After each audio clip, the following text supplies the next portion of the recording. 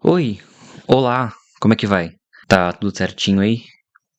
Aqui é o Saulo e no episódio de hoje eu não tenho nenhuma pergunta pra você.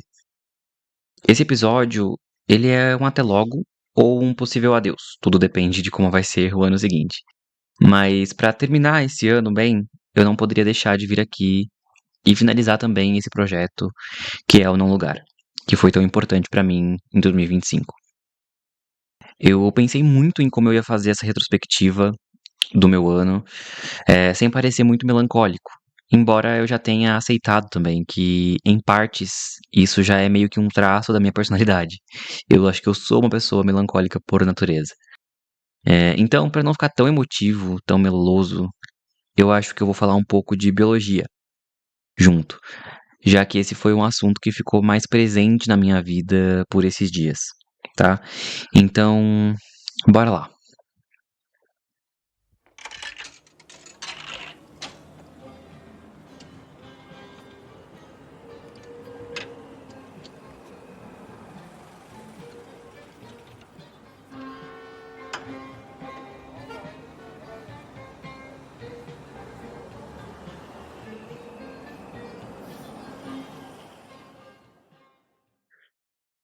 Eu sempre gostei muito de evolução e eu acho que não é nada de especial isso, eu acho que todo biólogo, em algum nível, deve gostar muito de evolução, porque faz parte do ser um biólogo. É, e eu acho que é uma das primeiras coisas que a gente aprende no, num curso de biologia, qualquer curso de biologia. Primeiro que a resposta para qualquer pergunta é depende. A gente nunca tem uma resposta certa ou absoluta sobre nada, porque nada é absoluto na biologia. Qualquer regra pode ser quebrada. É, e eu acho que a segunda coisa é a de que não existem seres mais evoluídos do que outros. A evolução ela acontece de maneira igual, todo mundo está no mesmo passo da evolução, se é que a gente pode entender ela como passos a serem dados, mas é de que qualquer ser vivo que exista, que esteja existindo, está igualmente adaptado para sobreviver no ambiente em que existe, né? Então não existem seres mais evoluídos ou menos evoluídos, né? Existem seres que estão mais adaptados ou menos adaptados a viverem em determinado ambiente, tá? E é óbvio que isso significa várias coisas, né?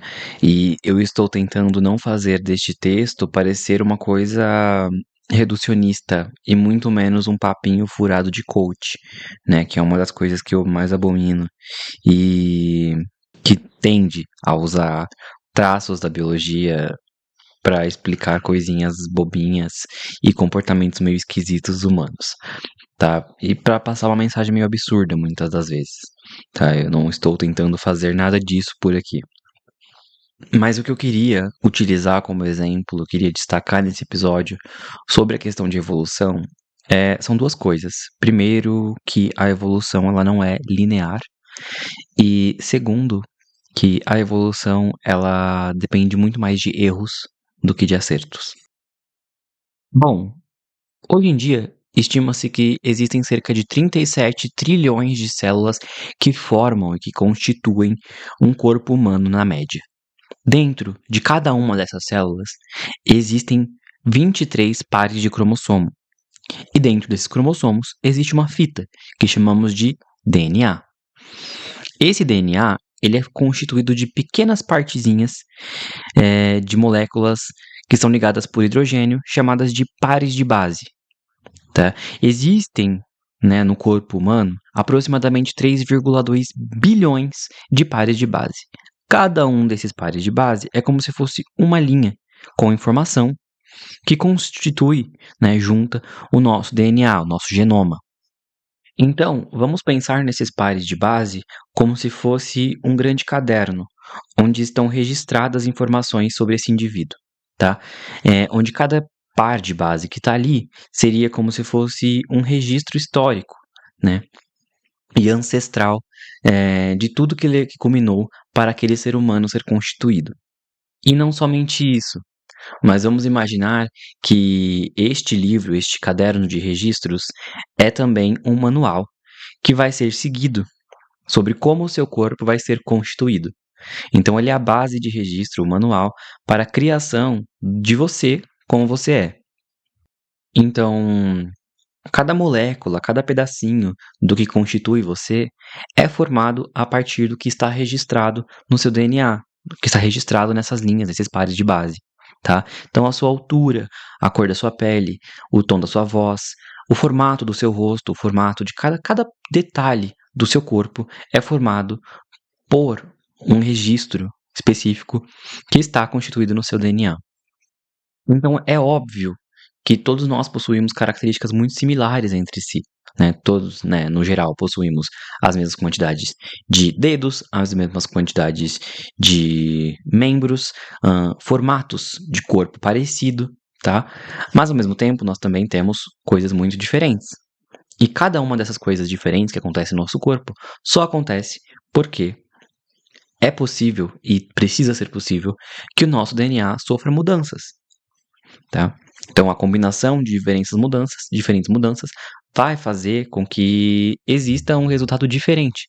Senão, nós seríamos todos clones, todos iguais, tá? É importante destacar que de todos esses bilhões de pares de base que existem no nosso DNA, nessa grande fita que é o nosso DNA, nem todos eles são utilizados para determinar características. Cerca de 1 ou 2% apenas do seu DNA, do que constitui o seu DNA, de fato vai ser traduzido, né, e utilizado pelo seu organismo para produzir alguma proteína, alguma molécula que se transformará em uma característica do seu corpo, tá? Isso parece ser um número muito pequeno, certo? Mas é o suficiente para determinar tudo que você precisa, tudo para você se constituir como um ser humano, um ser vivo funcional.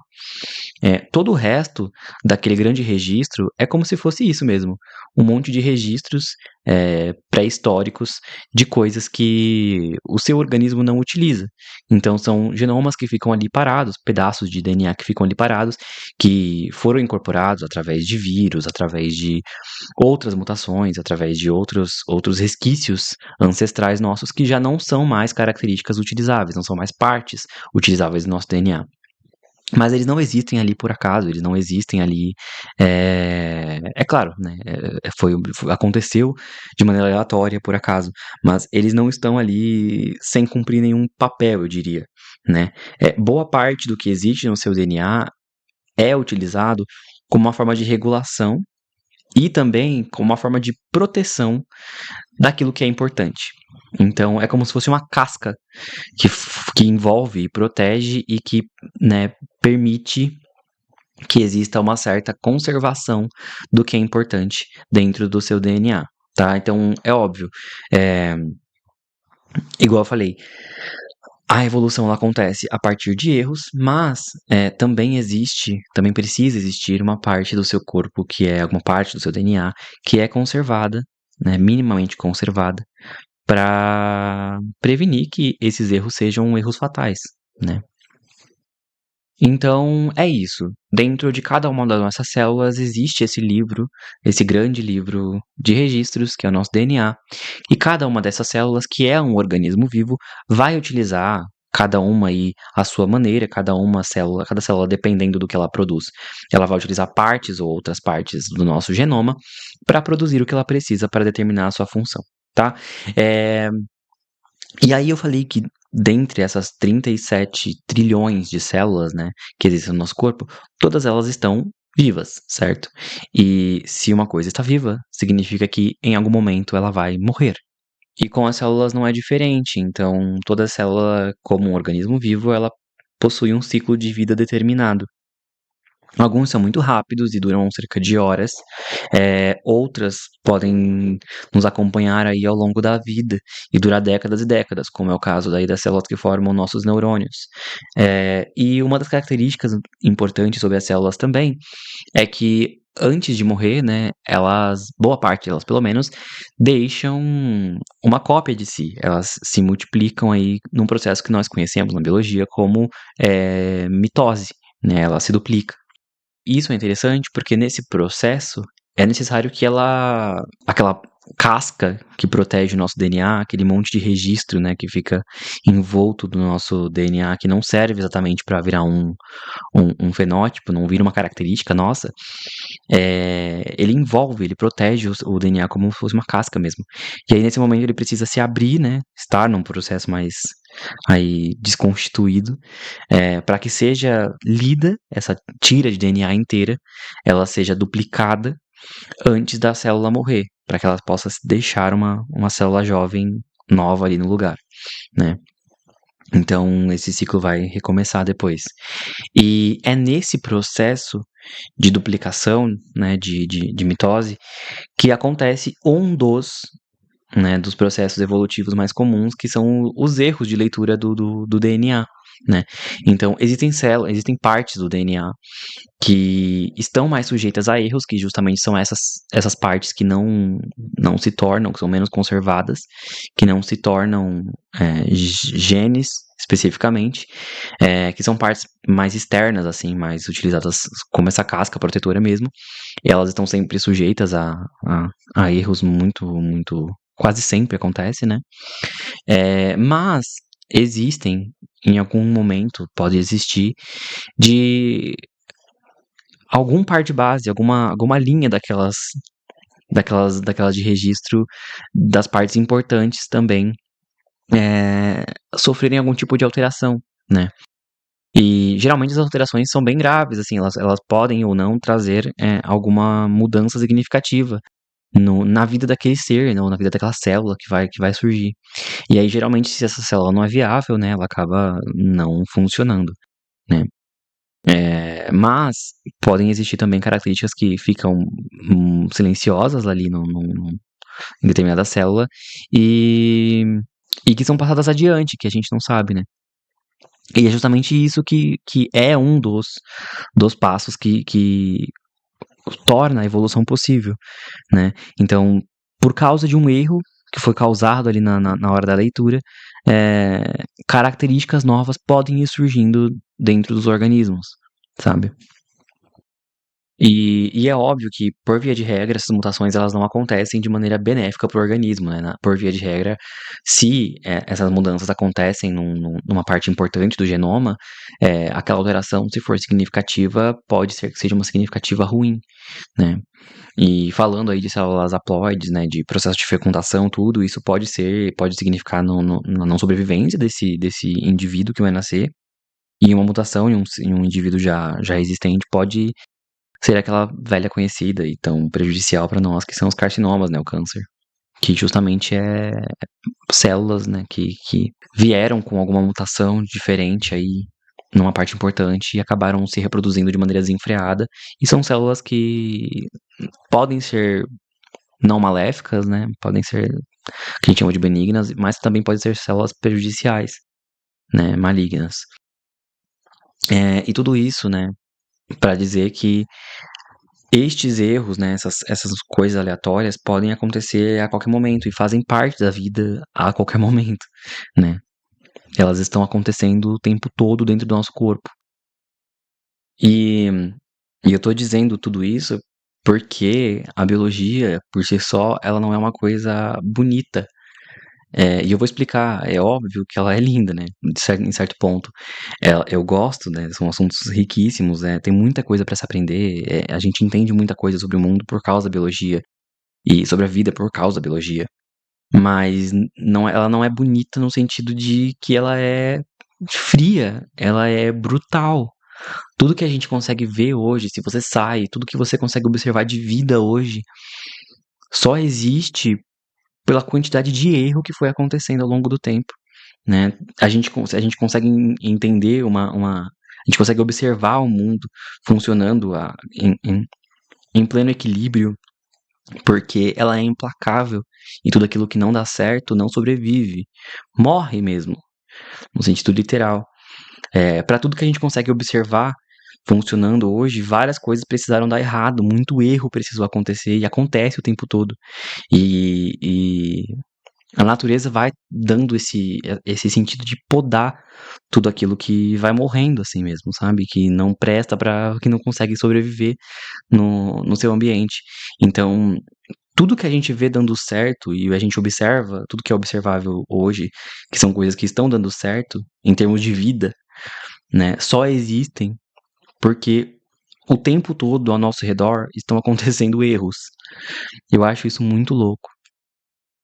Voltando para aquele ponto que eu tinha falado sobre a evolução não ser uma coisa linear, e se nós temos então 3,2 bilhões de pares de base, quer dizer, 6,4, pensando que o DNA, né, ele é duplicado, é, se a gente tem 6,4 bilhões, né, de pares de base no nosso corpo, de linhas possíveis de registros importantes, isso é um espaço limitado, querendo ou não. Né? E como eu falei, muitas das coisas que estão lá são coisas que não estão sendo mais utilizadas, que servem apenas como registros ancestrais de restos de vírus que a gente agregou, de restos de DNA que a gente agregou, de coisas, de mutações que foram passadas adiante, mas que não interferem na nossa funcionalidade no momento. Mesmo assim, cada espacinho ali está preenchido com alguma informação, né? E para existir uma nova informação, para você adquirir uma nova característica nesse seu corpo, nesse seu organismo, é necessário que outras características sejam perdidas, né? Então, não existe a possibilidade de você aperfeiçoar alguma coisa em você sem deixar alguma coisa para trás. Então, tudo isso precisa ser muito bem elaborado, muito bem lapidado dentro de cada organismo para saber o que é essencial para aquele ser vivo sobreviver e o que pode ser, né, o que não precisa ser utilizado, né? Não que tudo que existe no nosso corpo é utilizado para alguma coisa. Existem características nossas aqui que estão presentes no nosso corpo, que são resultados de fenótipos ativados, né, de coisas que foram ativadas no nosso DNA, mas que não têm efeito fundamental, essencial na nossa vida. Nem tudo que existe no nosso DNA é exatamente para a nossa sobrevivência. Né? Algumas coisas só existem por ali e estão por ali mesmo. Né? Não é um mecanismo que funciona de maneira inteligente, no sentido de que não é intencional, né? Mas que existe aí por alguma série de motivos. Então, sei lá, a cor do nosso cabelo não influencia muito na nossa sobrevivência. Mas são coisas que estão ali, né? Presentes. A cor dos nossos olhos, enfim. São características que estão aí presentes. Nosso mamilo, por exemplo, no caso de homens, não tem interferência na nossa sobrevivência, mas estão aí. Por questões puramente biológicas e ao acaso. Mas em suma é isso. A gente tem uma certa quantidade de coisas que a gente consegue carregar conosco e para carregar mais coisas nós precisamos abdicar de outras, né? E é isso que eu acho muito bonito da biologia também, né? São conceitos muito interessantes, um dos meus conceitos favoritos aí sobre evolução. E, enfim, o que é que tudo isso tem a ver com o meu ano de 2025? Bom, o que eu posso dizer é que 2025 não foi nem de longe um ano de conquistas pra mim. Esse foi um ano de muito mais perdas do que ganhos. Um ano onde muito mais feridas foram abertas do que cicatrizadas. Onde eu me vi cercado por muito mais incertezas do que eu achava que iriam acontecer. O acaso trouxe muitas mudanças nocivas, dolorosas. E eu precisei me abrir, me desdobrar da casca que me protegia, das certezas que eu achava que tinha e me colocar num estado vulnerável. Eu precisei olhar para dentro de mim, linha por linha, registro por registro, e entender do que eu sou feito afinal. Durante boa parte desses 12 meses, eu estive desgastado. Eu achava que, de alguma forma, muitas coisas estavam acabando, e de fato estavam, mas não era eu. 2025 me tirou pessoas que eu não estava pronto para perder. Me tirou também algumas que precisavam sair. Me fez perceber que eu estava dando conta de tudo, mas que tudo estava por um triz. Eu tive que dar 2 passos para trás para conseguir sobreviver, porque evoluir não é linear. Esse ano cortou fora algumas partes de mim, na esperança de que algo novo possa crescer no lugar depois. Afinal, evoluir não é só crescer. Todas as coisas que eu fiz esse ano foram na tentativa de fazer da minha vida um ambiente habitável, onde negociar minha sobrevivência não é suficiente. Eu precisei entrar e sair da minha própria cabeça. Eu ainda não tô de pé.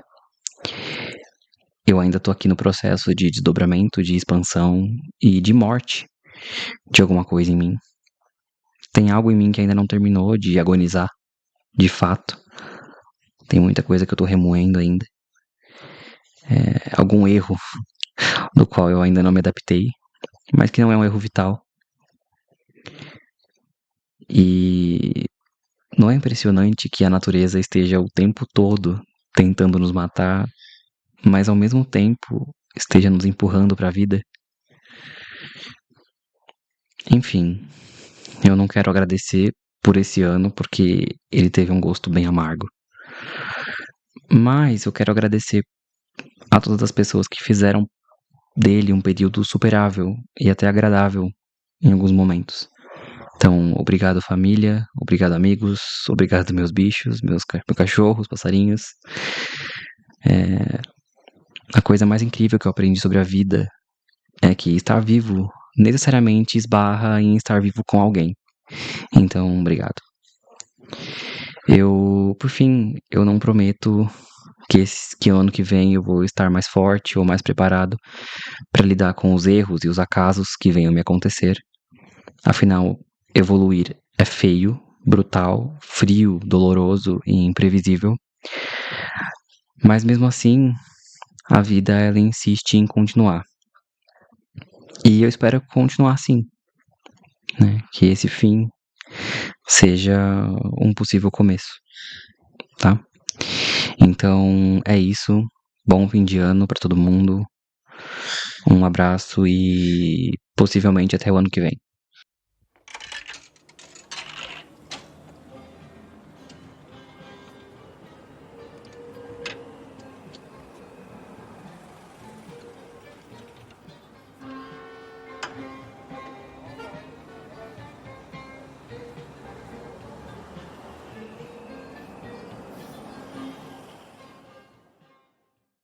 Saúdo do futuro aqui para dizer que enquanto eu editava e ouvia esse episódio e pensava em tudo o que aconteceu esse ano e em como foi o desdobrar desse podcast, os temas que eu abordei aqui, eu percebi que tudo se envolveu, né? Se apontou para uma coisa, que foram os laços, né? Que foram as proximidades e os afetos e as relações que eu cultivei e que eu fortaleci e que eu possivelmente deixei para trás, mas tudo envolvia de alguma forma não estar sozinho, tá? Então, eu acho que só para dizer que talvez o episódio vai se chamar Laços ou alguma coisa sobre laços, justamente por este motivo, que foi o carro-chefe, né, que foi o tema principal e central, de certa forma, de todos os episódios, assim, né. Então é isso. Acho que esse foi o saldo de 2025. Um bom 2026 para vocês, para nós, caso vocês estejam me ouvindo. E bora lá. Tchau, tchau.